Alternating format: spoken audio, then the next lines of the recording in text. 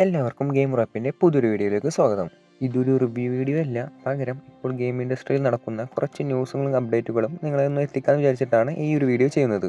Currently ഒരു game കളിച്ചുകൊണ്ടിരിക്കുകയാണ്. So അതിൻ്റെ ഒരു വീഡിയോ ആയിരിക്കും നെക്സ്റ്റ് ഇടാൻ പോകുന്നത്. സോ അതിൻ്റെ ഒരു അപ്ഡേറ്റ്സ് എല്ലാം ഞാൻ ഈ വീഡിയോയുടെ അവസാനം ആഡ് ആക്കുന്നതാണ്. അപ്പം നമുക്ക് നേരെ ആദ്യത്തെ ന്യൂസിലോട്ട് കടക്കാം. നമുക്കെല്ലാവർക്കും അറിയാവുന്ന ഒരു രണ്ട് കമ്പനീസാണ് വാർണർ ബ്രോസ് സ്റ്റുഡിയോസും അതുപോലെ വാർണർ ബ്രോസ് ഗെയിംസും. ഇവരുടെയൊക്കെ ഒരു പേരൻറ് കമ്പനി ഉണ്ട്, അതാണ് വാർണർ ബ്രോസ് ഡിസ്കവറീസ് അഥവാ WBD. സോ ഈ WBD എന്നൊരു കമ്പനി സ്പ്ലിറ്റ് ആവുകയാണ്. ഒന്ന് WBD ഗ്ലോബൽ നെറ്റ്വർക്കും മറ്റൊന്ന് സ്ട്രീമിംഗ് ആൻഡ് സ്റ്റുഡിയോസുമായിട്ടാണ് സ്പ്ലിറ്റ് ആവുന്നത്. ഇങ്ങനെ ചെയ്യുമ്പോൾ ഒരു അഡ്വാൻറ്റേജ് എന്താണെന്ന് വെച്ചാൽ ഈ ഒരു ഓരോ കമ്പനീസിനും കൂടുതലായിട്ടുള്ള ഇൻഡിവിജ്വൽ അറ്റൻഷൻ കിട്ടും. നമ്മൾ മെയിനായിട്ട് നോക്കിക്കാണുന്ന വാർണർ ബ്രോസ് ഗെയിംസിൻ്റെ അപ്കമിങ് മെയിൻ പ്രൊജക്ട്സ്, അതായത് Harry Potter, Game of Thrones, Mortal Kombat ഇതെല്ലാമാണ്. എന്തായാലും അവർ ഗെയിം സൈഡിലേക്കെല്ലാം കൂടുതൽ ഡീറ്റെയിൽ കൊടുക്കുന്നുണ്ട് എന്നൊക്കെയാണ് കേട്ടത്. അപ്പോൾ എന്തായാലും ആ ഗെയിമൊക്കെ റിലീസ് ചെയ്യുമ്പോൾ അറിയാം ഞാൻ ഇതിൻ്റെ ഒക്കെ ഒരു അവസ്ഥ. ഇതിൻ്റെ ഒന്നും റിലീസ് ഡേറ്റ് ഇതുവരെ കൺഫേം ആയിട്ടില്ല. കൺഫേം ആവുന്ന പക്ഷേ ഞാൻ നിങ്ങളെ അറിയിക്കുന്നതായിരിക്കും. കമ്പനി സ്പ്ലിറ്റ് ആയതെല്ലാം ഒരു കൺഫേംഡ് റൂമറാണ്. അതിലൊരു official report next year by mid 2026 ആയിട്ടായിരിക്കും വരിക. ഇവരൊന്ന് മനസ്സ് വെച്ചാൽ നല്ല പൊട്ടൻഷ്യലുള്ള ഗെയിംസ് തന്നെ ഇവർ ഇറക്കാം, എസ്പെഷ്യലി ഫ്രം ദ DC. ഈ DC സ്റ്റുഡിയോസും ഇവരുടെ അണ്ടറിലാണ് വരുന്നത്. എന്തായാലും നമുക്ക് കണ്ടറിയാം. ഇനി അവിടുന്ന് പ്ലേ സ്റ്റേഷൻ്റെ സൈഡിലേക്ക് വരുമ്പോൾ കുറച്ച് ന്യൂസ് ഉണ്ട്, എസ്പെഷ്യലി ലൈക്ക് PlayStation 6ൻ്റെ റിലീസും കാര്യങ്ങളൊക്കെ സംബന്ധിച്ച്. അത് കൂടാണ്ട് ഒരു കട്ട റൂമറുണ്ട്. റൂമർ എന്നൊക്കെ പറഞ്ഞാൽ A-ക്ലാസ് റൂമറാണ്. ബട്ട് അതൊരു ചാൻസും ഉണ്ട്, എസ്പെഷ്യലി നമ്മൾ ഈ വാർണർ ബ്രോസെല്ലാം സ്പ്ലിറ്റ് ആയതുകൊണ്ട് തന്നെ നമ്മുടെ ഈ സോണി വാർണർ ബ്രോസ് ഗെയിംസ് വാങ്ങിക്കാനുള്ളൊരു പ്ലാൻ ഉണ്ട്. സോണി ഇത് ആദ്യമായിട്ടൊന്നുമല്ല, അവരിതിന് മുന്നേ ഒരു സ്ട്രീമിംഗ് സ്റ്റുഡിയോ വാങ്ങിച്ചിട്ടുണ്ട്. നിങ്ങൾക്ക് എത്ര പേർക്ക് അറിയാമെന്ന് എനിക്കറിയില്ല. ബട്ട് എനിമെ ഒക്കെ കാണുന്ന ആൾക്കാർക്ക് ഒരു മച്ച് പോപ്പുലർ ആയിട്ടുള്ള ഒരു സൈറ്റാണ് ക്രഞ്ചി റോൾ. അതിൻ്റെ ഓണർ ഇപ്പോൾ സോണിയാണ്. ഇനി സോണി ഈ ഒരു ഗെയിംസ് വാങ്ങിച്ച് കഴിഞ്ഞാൽ ഈ ഗെയിംസിൻ്റെ ഒക്കെ ഒരു മേക്കിങ്ങും ക്വാളിറ്റിയും ഒക്കെ വേറെ ലെവലായിരിക്കും. കോഴ്സ് അതങ്ങനെ വരുമോ, കാരണം നമുക്കറിയാം സോണിയാണ്. പക്ഷെ ഒരു പ്രശ്നം എന്താണെന്ന് വെച്ചാൽ ഇതെല്ലാം ഇനീഷ്യലായിട്ട് എന്തായാലും PlayStation എക്സ്ക്ലൂസീവ് ആയിരിക്കും ഇറങ്ങുക. പിന്നെ ഭാവിയിൽ ഇനി ചിലപ്പോൾ വിൻഡോസിലേക്ക് ഇറക്കാണ്ടിരിക്കാം, അതെല്ലാം നമുക്ക് കണ്ടറിയാം. എന്തായാലും ഇതൊരു കട്ട റൂമറാണ്. So let's wait and see. കൺസോൾസിൽ തന്നെ ഏറ്റവും ബിഗ്ഗസ്റ്റ് കോമ്പറ്റീഷൻ, അതായത് സോണിയുടെ PlayStationനും മൈക്രോസോഫ്റ്റിൻ്റെ Xboxും. ഇത്രയും കാലം സോണിയാണ് ലീഡ് ചെയ്തിട്ടുണ്ടായിരുന്നത്, എസ്പെഷ്യലി അവരുടെ ആ ഒരു എക്സ്ക്ലൂസീവ് എല്ലാം വെച്ചിട്ട്. പക്ഷേ ഇനി ഇറങ്ങാൻ പോകുന്ന ഒരു Xbox, അതിൻ്റെ കുറച്ച് റൂമേഴ്സ് എല്ലാം കിട്ടിയിട്ടുണ്ട്. അതെല്ലാം ശരിയാണെങ്കിൽ സോണി കാര്യമായിട്ട് എന്തെങ്കിലുമൊക്കെ മാറ്റം വരുത്തേണ്ടി വരും അവർ ഈ PlayStation 6ൽ. സോണിയാണ്, സോ അവരെന്തായാലും അങ്ങനെ ചുമ്മാ നോക്കിയിരിക്കുന്നില്ല, അവർ എന്തെങ്കിലും കാര്യമായിട്ടൊരു അപ്ഡേറ്റ്സ് കൊണ്ടുവരും. ഇതൊന്നും കൂടാണ്ട് PlayStation Plusൻ്റെ പ്രൈസ് വീണ്ടും കൂടും എന്നൊരു ഹിൻറ്റും തന്നിട്ടുണ്ട്. എന്തായാലും ഇങ്ങനെ പോവുകയാണെങ്കിൽ PlayStationൻ്റെ കാര്യത്തിൽ കുറച്ച് കഷ്ടപ്പെടും. PlayStation 6ൻ്റെ വർക്ക് ഓൺഗോയിങ് എന്ന് പറഞ്ഞിട്ടൊരു ഒഫീഷ്യൽ കൺഫർമേഷൻ നമുക്ക് കിട്ടിയിട്ടുണ്ട്. മിക്കവാറും ഒരു 2027 ലാസ്റ്റ് അല്ലെങ്കിൽ ഒരു 2028 ആയിട്ടായിരിക്കും ഇതിൻ്റെ ഒരു റിലീസ് എക്സ്പെക്ട് ചെയ്തിരിക്കുന്നത്. ഒരു പക്ക റൂമർ എന്താണെന്ന് വെച്ചാൽ അവർ ക്ലൗഡ് ഗെയിമിംഗ് ഇൻട്രൊഡ്യൂസ് ചെയ്യുന്നുണ്ട് കേൾക്കുന്നുണ്ട് PS6ൽ. അത് ക്ലൗഡ് ഗെയിമിംഗ് എന്താണെന്നുള്ളത് ഞാൻ Xboxൻ്റെ ഒരു ന്യൂസ് പറയുമ്പോൾ പറയാം, കാരണം അവരെല്ലാം അത് ഓൾറെഡി ഇംപ്ലിമെൻറ്റ് ചെയ്തതാണ്. പിന്നെ ഒരു ക്ലൗഡ് ഗെയിമിംഗ് മാത്രം വന്ന് വെച്ചിട്ടൊന്നും അവരെന്തായാലും ഇറക്കുമെന്ന് എനിക്ക് തോന്നുന്നില്ല, കാരണം PlayStation 4ഉം 5 എല്ലാം അത്യാവശ്യം നല്ലൊരു അപ്ഗ്രേഡ്സ് ഉണ്ടായിരുന്നു അവർ തമ്മിലെല്ലാം. അവരുടെ ഒരു ഫ്ലോപ്പായിട്ടുള്ളൊരു കൺസോളെന്ന് എനിക്ക് തോന്നിയതൊരു PlayStation 5ൻ്റെ ഒരു പ്രോ വേർഷൻ ആയിരുന്നു. അതിൻ്റെ ഒരു ആവശ്യം ഉണ്ടായിരുന്നോ എന്ന് ചോദിച്ചാൽ ഐ ഡോണ്ട് നോ, കാരണം ഇത്രയും പ്രൈസ് കൂടുതലാണ്. പിന്നെ അതിന് മാത്രമുള്ളൊരു സ്പെക്കിൻ്റെ ഒരു ജമ്പൊന്നും അതിൽ ഞാൻ കാര്യമായിട്ട് കണ്ടിട്ടില്ല. എന്തായാലും PlayStation 6 ഒരു നല്ലൊരു അപ്ഡേറ്റ് ആയിരിക്കും. അതിൻ്റെ കൂടുതൽ ഡീറ്റെയിൽസ് കിട്ടുകയാണെങ്കിൽ ഞാനിവിടെ ഷെയർ ചെയ്യാം. ഇത്രയുമാണ് PlayStationൻ്റെ ഭാഗത്ത് നിന്ന് കിട്ടിയ അപ്ഡേറ്റ്സ്. ഇത് കൂടാണ്ട് കുറച്ച് അവരുപയോഗിക്കുന്ന ചിപ്സെറ്റിൻ്റെ ഇതിൻ്റെ ഒക്കെ ഒരു റൂമർ കിട്ടിയിട്ടുണ്ട്. അതായത് ഒരു പക്ക റൂമറാണ്, അതുകൊണ്ടാണ് ഞാൻ ഷെയർ ചെയ്യാത്തത്. അതൊരു കൺഫേംഡ് ഇതൊക്കെ വന്നു കഴിഞ്ഞാൽ ഞാൻ നിങ്ങൾ എന്തായാലും അറിയിക്കുന്നതായിരിക്കും. ഇനി അവിടുന്ന് Xboxിനവിടേക്ക് വരുമ്പോൾ അവിടെ ആൾക്കാരെല്ലാം പിരിച്ചു വിടുകയാണ്. അതിന് കാരണം ഒബ്വിയസ് ആണ്, നമുക്കറിയാം, ബിക്കോസ് ഓഫ് AI. സോ ഈ ലേ ഓഫൊക്കെ ഇനി പല പല കമ്പനീസിനും ബാധിക്കും. അപ്പോൾ അതിനെക്കുറിച്ച് കൂടുതൽ ഡീറ്റെയിലും എക്സ്പ്ലനേഷനും ഞാനിവിടെ പറയുന്നില്ല. Xboxിൻ്റെയും മെറ്റയുടെയും കൊളാബിൽ ഒരു VR റിലീസ് ചെയ്തിട്ടുണ്ട്. അതിൻ്റെ മെയിൻ യൂസ് തന്നെ ക്ലൗഡ് ഗെയിമിങ്ങിന് വേണ്ടിയിട്ടാണ്. ക്ലൗഡ് ഗെയിമിംഗ് എന്താണെന്ന് ഞാൻ സിമ്പിളായിട്ട് പറഞ്ഞുതരാം. ഈ ഗെയിംസ് എല്ലാം റൺ ചെയ്യുന്നത് ഒരു സെർവറിലായിരിക്കും. ആ ഒരു സെർവറിൽ നിന്നും സ്ട്രീം ചെയ്യും നമ്മുടെ ഏത് ഡിവൈസിങ്, അതായത് നമുക്കിപ്പോൾ ലാപ്ടോപ്പിലാണെങ്കിൽ ലാപ്ടോപ്പ്, PC, അല്ലെങ്കിൽ ഏത് ഇപ്പോൾ ഹാൻഡ് ഹെൽഡ് കൺസോൾ ആണ് ഏതിലേക്ക് വേണമെങ്കിൽ നമുക്ക് സ്ട്രീം ചെയ്യാം. ഇതിൻ്റെ എല്ലാം ഒരു ഇമ്പോർട്ടൻറ്റ് ഫാക്ടർ ഇൻ്റർനെറ്റ് സ്പീഡാണ്. അത് ഹൈ സ്പീഡ് ഇൻ്റർനെറ്റ് ഉണ്ടെങ്കിൽ മാത്രമേ ഇതൊരു ലാറ്റൻസി ഇല്ലാണ്ട് ഒരു ലാഗ് ഇല്ലാണ്ട് നമുക്കൊരു ഡിസ്പ്ലേയിൽ അത് സ്ക്രീൻ ചെയ്യാൻ പറ്റുകയുള്ളൂ. അപ്പോൾ നമുക്ക് ഇതുപോലെ കൺട്രോൾസ് നമുക്ക് യൂസ് ചെയ്യാം. അതായത് കീബോർഡാണ് അതോ ജോയ്സ്റ്റിക്ക് മൗസ് ഇത് നമുക്ക് യൂസ് ചെയ്യാം. അതിനനുസരിച്ചുള്ള ചേഞ്ചസും ആ ഒരു ഗെയിമിൽ വരും. ഇതിൻ്റെ ഒരു എക്സാമ്പിൾ എന്താണെന്ന് ചോദിച്ചാൽ നെറ്റ്ഫ്ലിക്സ് ഒരു എക്സാമ്പിളാണ്. കാരണം നെറ്റ്ഫ്ലിക്സിൻ്റെ സിനിമ എല്ലാം സ്റ്റോർ ചെയ്തേക്കുന്നത് അവരുടെ സെർവറിലാണ്. നമ്മളതൊരു ആപ്പ് വഴി പേയ്മെൻറ്റ് ചെയ്തിട്ട് ഒരു സബ്സ്ക്രിപ്ഷൻ എടുത്തുകൊണ്ട് അത് യൂസ് ചെയ്യുന്നു. നമ്മൾ അത് കൺട്രോൾസ് ആയിട്ട് നമുക്കത് പ്ലേ ചെയ്യാം, പോസ് ചെയ്യാം. അതുപോലെ അതൊക്കെ അതിൻ്റെ ഒരു എക്സാമ്പിൾ എന്ന് പറയാം. അത് കൂടാണ്ട് നിങ്ങൾ പ്ലേ സ്റ്റേഷൻ പോർട്ടലൊക്കെ ഉപയോഗിക്കുന്ന ആൾക്കാർക്കാണെങ്കിൽ അത് കറക്റ്റായിട്ട് അറിയാൻ പറ്റും ആ ഒരു അതിൻ്റെ മെയിൻ വർക്കിംഗ് എങ്ങനെയാണെന്നൊക്കെ. കാരണം പ്ലേ സ്റ്റേഷനിൽ ഗെയിം റൺ ചെയ്യും, അതിൻ്റെ ഒരു ഡിസ്പ്ലേ പോലെ മാത്രം നമ്മളൊരു പോർട്ടലിൽ കിട്ടും. പോർട്ടൽ കൺട്രോൾസ് ഉണ്ട്, അത് വെച്ച് കൺട്രോൾ ചെയ്യാം അങ്ങനെയായിട്ട്. സോ സിമ്പിളായിട്ട് പറയുകയാണെങ്കിൽ ഇതാണ് ക്ലൗഡ് ഗെയിമിംഗ്. ഈ ഒരു സിസ്റ്റം ഇപ്പോൾ എക്സ്ബോക്സിന് ഇംപ്ലിമെൻറ്റ് ചെയ്തിട്ടുണ്ട്. ഇനി വരുന്ന കൺസോൾസായ എക്സ്ബോക്സും പ്ലേ സ്റ്റേഷനിലൊക്കെ ഇതിൻ്റെ ഒരു അപ്ഗ്രേഡ് വേർഷനൊക്കെ ആയിരിക്കും നമുക്ക് കാണാൻ പറ്റുക. സോ എന്തായാലും അത് കണ്ടറിയാം അതെങ്ങനെയാണ് അവർ ഇംപ്ലിമെൻറ്റ് ചെയ്യാനൊക്കെ. ഇതിൻ്റെ ഒരു മെയിൻ ഡ്രോബാക്ക് എന്ന് പറയുന്നത് ഇൻ്റർനെറ്റ് സ്പീഡാണ്. അതായത് നമുക്കൊരു ഹൈ സ്പീഡ് ഇൻ്റർനെറ്റ് വേണം ലാഗ് ഫ്രീ ഇല്ലാണ്ട് കളിക്കുന്നത്. പലരും എക്സ്ബോക്സിൻ്റെ ഇപ്പോൾ കംപ്ലയിൻസ് ഒക്കെ പറയാറുണ്ട്. അതായത് അത് ലാഗാണ്, കൺട്രോൾസ് ഒന്നും കറക്റ്റ് വരുന്നില്ല, ലാറ്റൻസി ഇഷ്യൂ എന്നൊക്കെ പറയുന്നുണ്ട്. എന്തായാലും ഇനി പുതിയൊരു കൺസോളിലായിരിക്കും അതിൻ്റെ ഒരു മേജർ അപ്ഡേറ്റ് ഒക്കെ ആയിട്ട് അവർ കൊണ്ടുവരാൻ പോകണം. അപ്പോൾ അതെന്തായാലും റിലീസ് ചെയ്യുമ്പോൾ നമുക്കറിയാം. പിന്നെ ഒരു ട്വിസ്റ്റ് എന്താണെന്ന് വെച്ചാൽ ഈ പറയുന്ന ക്ലൗഡ് ഗെയിമിങ്ങും മെറ്റാ വിആറും ഗ്ലാസും ഒന്നും ഇന്ത്യയിൽ റിലീസ് ചെയ്തിട്ടില്ല. ഇനി റിലീസ് ചെയ്യൂ എന്നുള്ളത് നമുക്ക് നോക്കി തന്നെ അറിയണം. എന്തായാലും ഇപ്പോൾ അടുത്തൊന്നും റിലീസ് ചെയ്യാനുള്ള ഒരു ചാൻസ് ഞാൻ കാണില്ല. എസ്പെഷ്യലി മെറ്റ യൂസ് ചെയ്യാനുള്ള ഒരു പെർമിഷൻ പോലും ഇവിടെ ഒന്നും കൊടുത്തിട്ടില്ല. അതുകൊണ്ട് ഇനി പ്ലേ സ്റ്റേഷൻ ഇറങ്ങുമ്പോഴും കിട്ടുമെന്ന് എനിക്ക് വലിയ പ്രതീക്ഷയൊന്നുമില്ല. അപ്പോൾ നിങ്ങൾ ചോദിക്കും ഈ ന്യൂസിന് ഇന്ത്യയിൽ എന്ത് പ്രസക്തി ഇന്ത്യയിൽ എന്ത് പ്രസക്തി എന്ന് ചോദിച്ചാൽ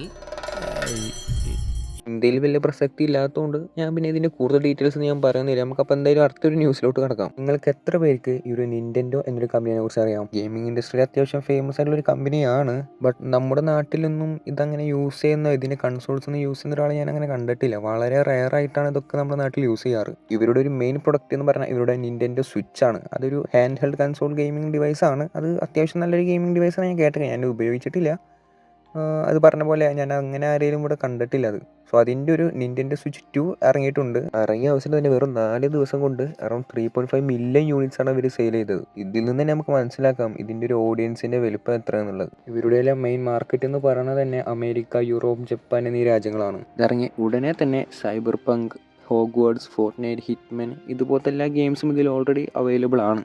സ്വിച്ചൊക്കെ ഉപയോഗിച്ച് ആരെങ്കിലും ഉണ്ടെന്നുണ്ടെങ്കിൽ അവരുടെ എക്സ്പീരിയൻസ് താഴെ ഷെയർ ചെയ്യുക. ഇത് കൂടാണ്ട് ഇവരൊരു എക്സ്ക്ലൂസീവ് ഗെയിം ഉണ്ട് ഇവർക്ക്. അതാണ് ഒരു മേരിയോ കാർട്ട് എന്തോ പറഞ്ഞിട്ട്, സ്മാഷ് മേരിയോ കാർട്ട്.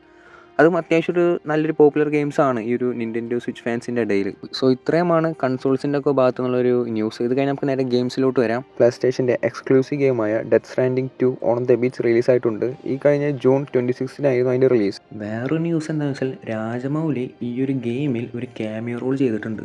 എന്താ റോള്, എത്ര സീനുണ്ട് എന്നൊന്നും എനിക്കറിയില്ല. അത് വന്നിട്ടുണ്ടായ വീഡിയോസ് എല്ലാം, പക്ഷേ ഞാൻ കണ്ടിട്ടില്ല. കാരണം അതിൻ്റെ ഒരു ഫസ്റ്റ് ടൈം ഗെയിമിംഗ് എക്സ്പീരിയൻസിന് നല്ല രീതിയിൽ ബാധിക്കും. സോ ഞാൻ ഗെയിം കളിക്കുമ്പോൾ അറിയാം എന്താണ് ആ ഒരു ക്യാമിയോ കൊണ്ട് ഉദ്ദേശിക്കുന്നത്. ഇതുവരെ വരുന്ന എല്ലാ റിവ്യൂസും അത്യാവശ്യം നല്ല റിവ്യൂസാണ്. പിന്നെ അറിയാം PS എക്സ്ക്ലൂസീവ് ഗെയിമാണ്, അവരൊരിക്കലും നമ്മളെ ഡിസപ്പോയിൻറ്റ് ചെയ്യാറില്ല. ഡെത്ത് സ്ട്രാൻഡിംഗ് 1 അത്യാവശ്യം കിടിലൻ ഗെയിമായിരുന്നു. അതിൻ്റെ വിഷ്വൽസ് ആയാലും സ്റ്റോറി സൈഡ് ആയാലും ഗെയിം പ്ലേ ആയാലും എല്ലാം അടിപൊളിയായിരുന്നു.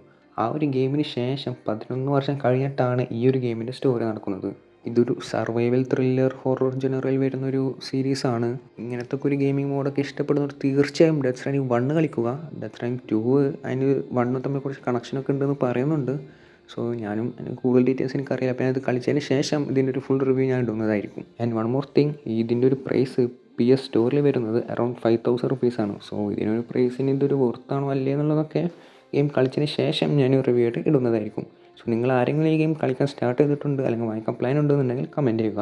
അതുകൂടാണ്ട് ഡെത്ത് സ്ട്രാൻഡിംഗ് 1 കളിക്കാത്തവരാണെങ്കിൽ തീർച്ചയായും ആ ഒരു ഗെയിം ഒന്ന് ചെക്കൗട്ട് ചെയ്യുക. ബോർഡർലാൻഡ്സ് എന്ന ഗെയിമിംഗ് സീരീസിലെ 4th പാർട്ട് ഈ വർഷം സെപ്റ്റംബർ 12-നാണ് റിലീസ് ചെയ്യാൻ ഷെഡ്യൂൾ ചെയ്തിരിക്കുന്നത്. ഇത് ഒരേ സമയം തന്നെ പ്ലേ സ്റ്റേഷനിലും എക്സ്ബോക്സിലും വിൻഡോസിലും അവൈലബിൾ ആയിരിക്കും. ഇതിൻ്റെ മുന്നത്തെ സീരീസ് ഞാൻ കളിച്ച് നോക്കിയിട്ടില്ല, ബിക്കോസ് അതൊരു FPS മോഡ് ഷൂട്ടിംഗ് ഗെയിമാണ്. അത് FPS മോഡ് എനിക്ക് പൊതുവേ അത്ര താല്പര്യമില്ലാത്തൊരു മോഡായതുകൊണ്ട് തന്നെ ഞാനതങ്ങനെ കളിക്കാറില്ല. സോ ഈ FPS മോഡൊക്കെ ഇഷ്ടപ്പെടുന്നവരാണെങ്കിൽ തീർച്ചയായും ഗെയിം ഒന്ന് ചെക്കൗട്ട് ചെയ്യുക. ഇത് പബ്ലിഷ് ചെയ്യുന്നത് 2K ഗെയിംസ് ആണ്. അവരുടെ ബാക്കിയുള്ള ഗെയിംസ് എല്ലാം അത്യാവശ്യം അടിപൊളി ഗെയിംസാണ്. ഞാൻ കളിച്ച് നോക്കിയിട്ടുണ്ട്. ഈ WK25 എന്നൊക്കെ പറഞ്ഞിട്ടൊരു ഗുസ്തിയുടെ ഗെയിമൊക്കെ ഉണ്ട്. അതുകൂടാണ്ട് NBA, ഇവർ മെയിനായിട്ട് സ്പോർട്സ് മോഡാണ് ഇവർ മെയിൻ ഫോക്കസ് ചെയ്തിരിക്കുന്നത്. അത് കൂടാണ്ട് അവർക്കിപ്പോൾ ഈ ഒരു ബോർഡർലാൻഡ് പറഞ്ഞ സീരീസും കൂടി ഉണ്ട്. സോ ഇതിന് മുന്നത്തെ ഭാഗം കളിച്ചിട്ടുണ്ടെന്നുണ്ടെങ്കിൽ അതിൻ്റെ ഒരു അഭിപ്രായം താഴെ കമൻറ്റ് ചെയ്യുക. ബോർഡർ ലാൻഡ് 3 അറൗണ്ട് 9 ഒക്കെയാണ് സ്റ്റീമിൽ റേറ്റിംഗ് കിട്ടിയിരിക്കുന്നത്. സോ അത്യാവശ്യം നല്ല ഗെയിം ആയിരിക്കണം അത്. ഇതിൻ്റെ ഒരു പ്രൈസിങ് എത്രയാണെന്ന് പറഞ്ഞാൽ ഇത് സ്റ്റാർട്ട് ചെയ്യുന്നത്, അതായത് ബേസിക് മോഡ് കൺസോൾസിൽ 5000 റുപ്പീസും PC അഥവാ സ്റ്റീമിലൊക്കെ അവൈലബിൾ ആയിരിക്കുന്നത് 4000 റുപ്പീസിനായിരിക്കും. ഇതിന് മേലേക്ക് ഇതിൻ്റെ ഡിലക്സ് അൾട്രാ ഡിലക്സ് വേർഷൻസ് ഒക്കെ ഉണ്ട്. സോ സ്റ്റാർട്ടിംഗ് പ്രൈസ് കൺസോളിൽ 5000 ആൻഡ് വിൻഡോസിൽ 4000 ആയിരിക്കും. വിച്ചർ 3യുടെ ഒരു ഗംഭീര വിജയത്തിന് ശേഷം വിച്ചർ 4 അവർ അനൗൺസ് ചെയ്തിട്ടുണ്ട്. അതിൻ്റെ ഒരു ഫസ്റ്റ് ഗ്ലിംസ് ഒക്കെ അവർ റിലീസ് ചെയ്തിട്ടുണ്ട്. അവരൊരു സ്റ്റേറ്റ് ഓഫ് അൺറിയൽ എന്ന് പറഞ്ഞൊരു ഇവൻ്റ് ഉണ്ടായിരുന്നു. ആ ഒരു ഇവൻറ്റിലാണ് ഈ ഒരു ഗെയിമിൻ്റെ ഒക്കെ ഒരു ഗ്ലിംസ് അവർ റിലീസ് ചെയ്തത്. ഈ സ്റ്റേറ്റ് ഓഫ് അൺറിയൽ എന്നുള്ളത് അൺറിയൽ എഞ്ചിൻ്റെ ഒരു ഇവൻ്റ് ആയിരുന്നു. അവർ ഷോക്ക് ഇറങ്ങുന്ന ഒട്ടുമിക്ക ഗെയിംസും ബിൽഡ് ചെയ്തിരിക്കുന്നത് ഈ അൺറിയൽ എഞ്ചിൻ വെച്ചിട്ടാണ്. Fortnite, Directive 8020, Black Myth Wukong, Witcher, ഹെല്ലീസസ്, Metal Gear, The Finals, Tekken, ഇതെല്ലാം ഇവരുടെ ഈ എഞ്ചിൻ വെച്ചിട്ടാണ് വർക്കാവുന്നത്. ഈ അൺറിയൽ എഞ്ചിൻസിൻ്റെ ആ ഒരു ഇവൻ്റ് വിച്ചർ 4ൻ്റെ ഒരു കീ വിഷ്വൽ ഇത് പ്ലേ ചെയ്തിട്ടുണ്ടായിരുന്നു. ആ ഒരു ഗെയിമിൻ്റെ ക്വാളിറ്റി കണ്ടാൽ അറിയാം ഇനി വരാൻ പോകുന്ന ഗെയിംസ് എല്ലാം ഏത് ലെവൽ ഗ്രാഫിക്സ് ആയിരിക്കും എന്നുള്ളത്. മിക്കവാറും വിച്ചർ 4 ആദ്യമായിട്ട് റിലീസ് ചെയ്യുക കൺസോൾസിലായിരിക്കും. സംഭവം എന്താണെന്ന് വെച്ചാൽ സൈബർപങ്ക് 2077 പബ്ലിഷും ഡെവലപ്പും ചെയ്ത അതേ സ്റ്റുഡിയോ, അതായത് CD പ്രൊജക്ട് റെഡ്, ഇതേ സെയിം സ്റ്റുഡിയോ ആണ് ഈ വിച്ചർ 4ഉം ഇപ്പോൾ റിലീസ് ചെയ്യുന്നത്. സോ നമുക്കറിയാം സൈബർപങ്ക് ഇറങ്ങിയപ്പോൾ അവിടുത്തെ ഒരു പ്രശ്നങ്ങൾ, അതായത് എല്ലാത്തിലും കൂടി ഇറങ്ങി എന്നാൽ എല്ലാത്തിലും കൂടി ഒരുമിച്ച് ബഗ് അടിച്ച് മൊത്തത്തിൽ അടപടൽ മൂഞ്ച അവസ്ഥ ആയിരുന്നു ആ ഒരു സൈബർപങ്കിൻ്റെ റിലീസ് ടൈം. ഇപ്പോഴാണ് അത് ഒന്നും കൂടി സ്റ്റേബിളായി മാറിയത്. സോ ആ ഒരു അവസ്ഥ വരാണ്ടിരിക്കാനായിരിക്കും മിക്കവാറും ഫസ്റ്റ് കൺസോൾ കോൺസെൻട്രേറ്റ് ചെയ്ത് പിന്നെ പയ്യെ വിൻഡോസിലോട്ടൊക്കെ കൊണ്ടുവരാൻ വേണ്ടി പ്ലാൻ ചെയ്യുന്നത്. എന്തായാലും പയ്യെ വന്നാലും സാധനം ഒരു കിടിലൻ സാധനം ആയാൽ മതി. Xbox Sലും ഈ ഒരു 60 FPS കിട്ടാൻ കുറച്ച് ബുദ്ധിമുട്ടായിരിക്കും എന്നും അവരുടെ സ്റ്റുഡിയോസ് പറഞ്ഞിട്ടുണ്ട്. ഓഫ് കോഴ്സ് അതങ്ങനെ വരും, കാരണം Xbox S ഒരു അത്ര പവർഫുൾ ആയിട്ടുള്ള ഒരു ഗെയിമിംഗ് മെഷീൻ അല്ല. വിച്ചർ 4ൻ്റെ റിലീസ് എന്തായാലും കൺഫേം ആയിട്ടുണ്ട്. ഏകദേശം ഒരു 2027 ഒക്കെ ആയിട്ടായിരിക്കും അതിൻ്റെ റിലീസ് പ്ലാൻ ചെയ്തിട്ടുള്ളത്. അത് കൺഫേം ആയിട്ടില്ല. എന്തായാലും ഗെയിം ഇറങ്ങിയതിന് ശേഷം നമുക്ക് അതിനെക്കുറിച്ച് കൂടുതൽ ഡിസ്കസ് ചെയ്യാം. ഡേറ്റ് മാറ്റി വെച്ച് അവസാനം GTA 6 ഇപ്പോൾ റിലീസ് ചെയ്യാൻ സ്കെഡ്യൂൾ ചെയ്തിരിക്കുന്നത് 2026 മെയ് 26-നാണ്. അത് ഇനിയും നീണ്ടു പോകാനുള്ള ചാൻസ് വളരെ കുറവാണ്. ഇപ്പോൾ ഈ ഒരു ഡേറ്റിന് തന്നെ അത് റിലീസ് ചെയ്യണം. വേറെ എന്തെങ്കിലും പ്രശ്നങ്ങളൊക്കെ വന്നാൽ മാത്രമാണ് ഇതൊന്ന് റീസ്കെഡ്യൂൾ ചെയ്യേണ്ട ചാൻസ് ഉള്ളൂ. അത് ഇനീഷ്യലായിട്ട് അത് റിലീസ് ആവുന്നത് കൺസോൾസിൽ മാത്രമായിരിക്കും, അതായത് പ്ലേ സ്റ്റേഷനിലും എക്സ്ബോക്സിലും. പക്ഷേ PC ഉണ്ടായിരിക്കില്ല. വിൻഡോസിൽ റിലീസ് ചെയ്യുന്ന ഡേറ്റ് ഒന്നും ഇതുവരെ വന്നിട്ടില്ല. ഗെയിമിനെ കുറിച്ച് ചിലപ്പോൾ ഓൾറെഡി ഇൻഫർമേഷൻ കിട്ടിയിട്ടുണ്ടാവും. എന്നാലും ജസ്റ്റ് ഒന്ന് പറയാം. ഇതിൻ്റെ മാപ്പ് വരുന്നത് നമ്മുടെ ഇനീഷ്യൽ, അതായത് GTA Vice Cityയുടെ തന്നെ ഒരു എക്സ്പാൻഡ് ചെയ്തിട്ടുള്ള ഒരു വേർഷൻ ആയിരിക്കും. ഏകദേശം GTA 5ൻ്റെ മാപ്പിനേക്കാൾ 2 അല്ലെങ്കിൽ 3 ഇരട്ടി വലുപ്പമുള്ള ഒരു മാപ്പായിരിക്കും GTA 6 ഉണ്ടാവുക. 2 മെയിൻ ക്യാരക്ടേഴ്സ് ആണുള്ളത്, ഒരു മെയിൽ ലീഡും ഒരു ഫീമെയിൽ ലീഡും. എന്തായാലും ഗ്രാഫിക്സിൻ്റെ വിഷ്വൽ ക്വാളിറ്റിയുടെ കാര്യമൊന്നും ഞാൻ പറയുന്നില്ല. അത് ഓൾറെഡി ട്രെയിലർ ഞാൻ കണ്ടതായിരിക്കും. കാണാത്തവർ തീർച്ചയായും ചെക്കൗട്ട് ചെയ്യുക. അത് കണ്ടാൽ നിങ്ങൾക്ക് മനസ്സിലാവും ആ ഒരു GTA 6 ഇറങ്ങാൻ പോകുന്നൊരു സ്കെയിൽ, അതിൻ്റെ ഒരു റേഞ്ചൊക്കെ എന്താണെന്നുള്ളത്. ഈ വർഷം ഒക്ടോബർ 2-നാണ് ഗോസ്റ്റ് ഓഫ് യൂട്ടായി, അതായത് ഗോസ്റ്റ് ഓഫ് സുഷിമയുടെ ഒരു സീക്വൽ അനൗൺസ് ചെയ്തിരിക്കുന്നത്. ഒക്ടോബർ 2-നായിരിക്കും അതിൻ്റെ റിലീസ്. ഓൾറെഡി പ്രീ ബുക്കിംഗ് എല്ലാം ഓപ്പൺ ആയിട്ടുണ്ട്. PS Storeൽ അതിൻ്റെ പ്രൈസ് വരുന്നത് ഏകദേശം 5000 റുപ്പീസാണ്. എന്തായാലും ഗോസ്റ്റ് ഓഫ് സുഷിമ അത്യാവശ്യം കിഡിലും ഗെയിമായിരുന്നു. അതിന് റിവ്യൂ ഞാൻ ഓൾറെഡി എൻ്റെ ഈ ഒരു ചാനലിൽ അപ്ലോഡ് ചെയ്തിട്ടുണ്ട്. താല്പര്യമുള്ളവർ ചെക്കൗട്ട് ചെയ്യുക. ഗോസ്റ്റ് ഓഫ് സുഷിമയ്ക്ക് ശേഷം അറൗണ്ട് 300 ഇയേഴ്സ് കഴിഞ്ഞിട്ടാണ് ഈ ഒരു സ്റ്റോറി നടക്കുന്നത്. മെയിൻ ക്യാരക്ടർ ആറ്റ്സു എന്ന് പറഞ്ഞിട്ടുള്ള ഒരു ഫീമെയിൽ ലീഡാണ്. ഇതിൻ്റെ ഒരു മെയിൻ പ്ലോട്ട് എന്താണെന്ന് വെച്ചാൽ തൻ്റെ ഫാമിലിയെ കൊന്ന ആൾക്കാരുടെ അടുത്തുള്ള ഒരു പ്രതികാരം, അത് 16 വർഷത്തിന് ശേഷമുള്ള ഒരു പ്രതികാരമാണ് ഇതിൻ്റെ ഒരു മെയിൻ പ്ലോട്ട്. ഒബ്വിയസ് ആണ്, മംഗോൾസിനൊക്കെ എതിരെയായിരിക്കും ഇതിലും ഫൈറ്റ് എല്ലാം വരുന്നത്. ഈ ഒരു സ്റ്റോറി നടക്കുന്നത് റൂറൽ ജപ്പാനിലാണ്. എന്തായാലും ബാക്കിയുടെ അപ്ഡേറ്റ്സ് എല്ലാം നമുക്ക് വരും ദിവസങ്ങളിൽ കാണാം. എനിക്കിതിൽ ഇഷ്ടപ്പെടാണ്ട് പോയത് ആ ഒരു ഫീമെയിൽ ലീഡ് വെച്ചതായിരുന്നു. അവർ റെഡിക്ക് ഒരു മെയിൽ ലീഡ് വെക്കണമായിരുന്നു ഇങ്ങനത്തെ ഒരു ഗെയിം ഇറക്കുമ്പോൾ. അതെൻ്റെ ഒരു പേഴ്സണൽ ഒപ്പീനിയനാണ്. കാരണം എനിക്ക് ഇങ്ങനത്തെ ഗെയിംസ് എല്ലാം കളിക്കുമ്പോൾ ആ സ്റ്റോറിയിലോട്ടൊരു കണക്ഷൻ കിട്ടണമെന്നുണ്ടെങ്കിൽ അതൊരു മെയിൽ ക്യാരക്ടർ ആയിരിക്കണം. Directive 8020 5th game in dark picture anthology, അതിൻ്റെ ഒരു റിലീസ് ഡേറ്റ് ഇപ്പോൾ കൺഫേം ആയിട്ടുണ്ട്. ഒക്ടോബർ 2 എന്നാണ് പറഞ്ഞിരിക്കുന്നത്. എല്ലാ പ്ലാറ്റ്ഫോമിലും ഇത് അവൈലബിൾ ആണ്. ഇതൊരു സർവൈവൽ ഹൊറർ ഗെയിമാണ്. പ്രൈസ് ഇതുവരെ പബ്ലിഷ് ചെയ്തിട്ടില്ല. ഡെത്ത് സ്ട്രാൻഡിങ് 2 ഒക്കെ പോലത്തെ ഒരു വൈബിൽ പിടിച്ച് പോകുന്ന ഒരു ഗെയിമാണ്. ഇതിന് മുന്നത്തെ ഗെയിം ഞാൻ കളിച്ചിട്ടില്ല, അതുകൊണ്ട് എനിക്ക് കുറച്ച് വലിയ ഐഡിയ ഇല്ല. കളിച്ചിട്ടുള്ളവർ അവരുടെ വിലയേറിയ അഭിപ്രായം താഴെ കമൻറ്റ് ചെയ്യുക. അസാസിൻസ് ക്രീഡ് ഫ്രാഞ്ചൈസിലെ ലേറ്റസ്റ്റ് ഗെയിം, അതായത് അസാസിൻസ് ക്രീഡ് ഷാഡോസിൻ്റെ ഒരു അപ്ഡേറ്റ് ഒക്കെ വന്നിട്ടുണ്ട്. ഗെയിം എങ്ങനെയുണ്ടെന്ന് എനിക്ക് കറക്റ്റ് അറിയില്ല. ഒരു നോർമൽ റിവ്യൂ ഒക്കെയാണ് വരുന്നത്. അത്ര നല്ല ഗെയിമല്ല, അത്ര മോശമല്ല എന്നൊരു നിലക്കാണ് ഇപ്പോൾ പോകുന്നത്. ഗെയിം വാങ്ങിച്ചവർ എന്തായാലും ഒന്ന് അപ്ഡേറ്റ് ചെയ്ത് നോക്കുക. കുറച്ച് ഇമ്പ്രൂവ്മെൻറ്റ്സും അപ്ഗ്രേഡ്സ് ഒക്കെ വന്നിട്ടുണ്ടെന്ന് പറയുന്നുണ്ട്. Metal gear solid delta snake eater എന്നൊരു ഗെയിം ഓഗസ്റ്റ് 28-നാണ് റിലീസ് ചെയ്യുന്നത്. ഇത് 2004-ൽ ഇറങ്ങിയ മെറ്റൽ ഗിയർ സോളിഡ് 3 എന്നൊരു ഗെയിമിൻ്റെ റീമേക്കാണ്. PC-ലും എക്സ്ബോക്സിലും പ്ലേ സ്റ്റേഷനിലൊക്കെ ഇത് അവൈലബിൾ ആയിരിക്കും. ആൻഡ് ഇതിൻ്റെ പ്രൈസ് വരുന്നത് അറൗണ്ട് 4800 റുപ്പീസാണ്. ഈ ഒരു മെറ്റൽ ഗിയർ സീരീസിൽ അറൗണ്ട് 11 മെയിൻ സ്റ്റോറി ഗെയിംസും അതുകൂടാണ്ട് സ്പിൻ ഓഫും മറ്റുമായിട്ട് ടോട്ടൽ ഉൾപ്പെടെയുള്ള 20 ഗെയിംസ് ഇതുവരെ റിലീസ് ആയിട്ടുണ്ട്. ഇതിൻ്റെ മുന്നേ ഇറങ്ങിയ മെറ്റൽ ഗിയർ 5ഉം അത്യാവശ്യം നല്ലൊരു ഗെയിമായിരുന്നു. സോ അത്യാവശ്യം ഒരു എക്സ്പെക്ടേഷൻ ഉള്ള ഒരു ഗെയിമാണിത്. ഓഗസ്റ്റ് 28-ന് ലാസ്റ്റ് സോൾ എസൈഡ് എന്നൊരു ഗെയിമോ റിലീസിന് ഷെഡ്യൂൾ ചെയ്തിട്ടുണ്ട്. പ്ലേ സ്റ്റേഷൻ PC-യിൽ ഇത് വരുന്ന കൺഫേം ആയിട്ടുണ്ട്. എക്സ്ബോക്സിൻ്റെ കാര്യം ഇതുവരെ കൺഫേം ആയിട്ടില്ല. ഇതിൻ്റെ പ്രൈസ് വരുന്നത് അറൗണ്ട് 4000 റുപ്പീസാണ്. അതിൻ്റെ പബ്ലിഷ് ചെയ്തിരിക്കുന്നത് സോണിയാണ്. അപ്പോൾ ആ ഒരു ക്വാളിറ്റി എന്തായാലും ഒരു ഗെയിമിലുണ്ടാവും. സെപ്റ്റംബർ 4-നാണ് ഹെല്ലിസസ് എന്ന ഗെയിം റിലീസ് ചെയ്യുന്നത്. എല്ലാ പ്ലാറ്റ്ഫോമിലും ഇതിൻ്റെ റിലീസ് ഉണ്ട്. കൺസോൾസിൽ ഇതിൻ്റെ പ്രൈസ് വരുന്നത് ഏകദേശം 3500ഉം വിൻഡോസിൽ അറൗണ്ട് 3000ഉമാണ്. ഇതൊരു ഡെത്ത് സ്റ്റാൻഡിങ് ഒക്കെ പോലത്തെ ഒരു വൈബ് പിടിച്ചു പോകുന്നൊരു ഗെയിമാണ്. ഇത് കൂടാണ്ട് ഇതൊരു സോൾസിലെ ഗെയിം പ്ലേ ആണെന്ന് കൂടി പറയുന്നുണ്ട്. അതായത് എക്സാക്ട് അതുപോലെയല്ല, എന്നാലും കുറച്ചൊക്കെ അതിൻ്റെ എലമെൻസ് ഒക്കെ ഇതിൽ ആഡ് ചെയ്തിട്ടുണ്ട് എന്ന് പറയുന്നുണ്ട്. സോൾസിലെ ഗെയിംസ് എന്താ ഞാൻ ഇവിടെ ആഡ് ചെയ്തിട്ടുണ്ട്. അപ്പോൾ അങ്ങനത്തെ ഗെയിമിന് എക്സാമ്പിളാണ് ഈ സ്കൈറിം, സെക്കിറോ, എൽഡറിങ്, ഡാർക്ക് സോളൊക്കെ. അപ്പോൾ അതെല്ലാം കളിച്ചവർക്ക് അറിയാം ആ ഒരു ഗെയിമിൻ്റെ റേഞ്ച് എന്താണെന്നുള്ളത്. ആ ഒരു സോൾസ് ലൈക്കിൻ്റെ ഒരു ഡിഫിക്കൽറ്റി ഗെയിമിലൊക്കെ എന്താണ്, അതിൻ്റെ കുറച്ച് എലമെൻസ് ഒക്കെ ആഡ് ചെയ്തെന്ന് പറയുന്നത്. എന്നാലും ഗെയിം വരുമ്പോൾ നമുക്ക് നോക്കാം. നിങ്ങൾ എത്ര പേര് ഈ പ്രിൻസ് ഓഫ് ഏഷ്യ എന്നൊരു ഗെയിം കളിച്ചിട്ടുണ്ട്? എന്നാൽ Prince of Asia sand of ടൈമിൻ്റെ ഒരു റീമേക്ക് അവർ അനൗൺസ് ചെയ്തിട്ടുണ്ട്. അതായത് അനൗൺസ് ചെയ്തത് 2020-ലാണ്. 2021-ലായിരിക്കും ആ ഗെയിം റിലീസ് ചെയ്യാന്ന് പറഞ്ഞിട്ട് ഇതുവരെ പിന്നെ അതിൻ്റെ ഒരു അഡ്രസ്സും കണ്ടിട്ടില്ല. എന്തായാലും ഇപ്പോൾ കുറച്ച് റൂമേഴ്സ് വന്നിട്ട് 2026 ഏപ്രിൽ ആകുമ്പോഴത്തേനും അത് റിലീസ് ചെയ്യുന്നൊക്കെ പറയുന്നുണ്ട്. ആക്ച്വലി ഈ ഒരു ഗെയിമിനൊക്കെ നല്ലൊരു പൊട്ടൻഷ്യൽ ഉണ്ടായിരുന്നു. അതൊരു അസാസിൻ ക്രീഡിൻ്റെ ലെവലൊക്കെ പൊട്ടൻഷ്യൽ ഉണ്ടായിരുന്നു. ഞാനൊക്കെ ഗെയിം തുടങ്ങുന്നത് തന്നെ ഈ ഒരു ഗെയിം കളിച്ചിട്ടായിരുന്നു. അന്നത്തെ ഈ ഒരു ഗെയിമൊക്കെ അടിപൊളിയായിരുന്നു. പക്ഷേ പിന്നെ എന്തൊക്കെയോ പറ്റി. ഇപ്പം എന്തായാലും ഇറങ്ങുമെന്ന് പറയുന്നുണ്ട്. എനിക്കെന്തായാലും വലിയ പ്രതീക്ഷയൊന്നുമില്ല. പേര് പോലെ തന്നെ 2004 ഇറങ്ങിയ ഒരു പ്രിൻസ് ഓഫ് ഏഷ്യ റീമേക്ക് ആയിരിക്കും ഇത്. ബാക്കിയെല്ലാം റിലീസ് ചെയ്യുമ്പോൾ നമുക്കറിയാം. ഡൈയിങ് ലൈറ്റ് ദ ബീസ്റ്റ് എന്നൊരു ഗെയിം ഓഗസ്റ്റ് 2020-ലാണ് റിലീസ് ചെയ്യുന്നത്. ഇത് ആദ്യം പ്ലാൻ ചെയ്തിരുന്നത് ഡൈയിങ് ലൈറ്റ് 2 സ്റ്റേ ഹ്യൂമിൻ്റെ ഒരു ഡൗൺലോഡബിൾ കണ്ടന്റ് ആയിട്ടായിരുന്നു. അതിനുശേഷം അത് മാറ്റി ആ ഗെയിം ഒന്ന് ബിൽഡ് ചെയ്തിട്ട് ഇപ്പോൾ ഒരു സ്റ്റാൻഡ് അലോൺ ഗെയിം ആയിട്ടാണ് റിലീസ് ചെയ്യാൻ പോകുന്നത്. എല്ലാ പ്ലാറ്റ്ഫോമിലും ഇത് ഓരോ ടൈമിലായിരിക്കും റിലീസ് ആവുക. അത് കൂടാണ്ട് പ്ലേ സ്റ്റേഷൻ 4-ലും ഈ ഒരു ഗെയിം റിലീസ് ഉണ്ടെന്ന് കേൾക്കും. കൺസോൾസിൽ ഇതിൻ്റെ പ്രൈസ് അറൗണ്ട് 4000 റുപ്പീസും PC-യിൽ അറൗണ്ട് 3360 റുപ്പീസാണ് ഇപ്പോൾ ലിസ്റ്റ് ചെയ്തിരിക്കുന്നത്. സർവൈവൽ ഗെയിമിംഗ് മോഡൊക്കെ ഇഷ്ടപ്പെടുന്നവരാണെങ്കിൽ തീർച്ചയായും ഈ ഒരു ഗെയിം ഒന്ന് ചെക്കൗട്ട് ചെയ്യണം. Mafia 1 one of favourite gaming story. അതിനുശേഷം മാഫിയ 2ഉം 3ഉം ഇറങ്ങി. അതൊരു മിഡ് റേഞ്ചിലായിരുന്നു, ഒരു കുഴപ്പമില്ല എന്നുള്ള നിലയ്ക്കായിരുന്നു അവർ രണ്ട് ഗെയിംസും. അതിനുശേഷം 2015-ൽ മാഫിയ 1-ൻ്റെ ഒരു റീമേഡ് വീണ്ടും ഇറങ്ങിയിട്ടുണ്ടായിരുന്നു, ഡെഫിനിറ്റീവ് എഡിഷൻ എന്ന് പറഞ്ഞിട്ട്.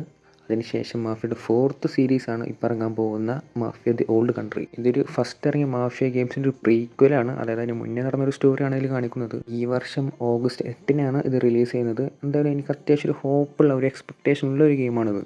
അപ്പോൾ എന്തായാലും ഒരു ഗെയിം ഇറങ്ങിയതിന് ശേഷം നമുക്ക് നോക്കാം. മാർവലിൻ്റെ ഒരു ഗെയിം ഇറങ്ങുന്നുണ്ട്, 1943 ദി റൈസ് ഓഫ് ഹൈഡ്ര എന്ന് പറഞ്ഞിട്ട്. ഇതിന് റിലീസ് ഡേറ്റ് ഒന്നും കൺഫേം ചെയ്തിട്ടില്ല. ഒന്നെങ്കിൽ ഈ ഒരു വർഷം ലാസ്റ്റ് ക്രിസ്മസ് 2025 അല്ലെങ്കിൽ ഏർലി 2026-ലാണ് ഇത് ഷെഡ്യൂൾ ചെയ്തിരിക്കുന്നത്. ക്യാരക്ടേഴ്സായിട്ട് ഇതിൽ ക്യാപ്റ്റൻ അമേരിക്ക, ബ്ലാക്ക് പാന്തർ അങ്ങനെ 2-3 ക്യാരക്ടേഴ്സൊക്കെ ഉണ്ട്. പേര് പോലെ തന്നെ ഹൈഡ്രയുടെ ഒരു സ്റ്റോറിയും റൈസും കാര്യങ്ങളൊക്കെ ആയിരിക്കും ഇതിൽ കാണിക്കാൻ അവർ ഉദ്ദേശിക്കുന്നത്. എത്രത്തോളം മാർവലുമായിട്ട് ഈ ഒരു സ്റ്റോറിക്ക് ബന്ധമുണ്ട്, അല്ലെങ്കിൽ എത്രത്തോളം ആ ഒരു ഒറിജിനൽ സ്റ്റോറി ലൈൻ അവർ കീപ്പ് ചെയ്യുന്നുള്ളതെല്ലാം ആ ഗെയിം ഇറങ്ങിയതിന് ശേഷം നമുക്കറിയാൻ പറ്റുള്ളൂ.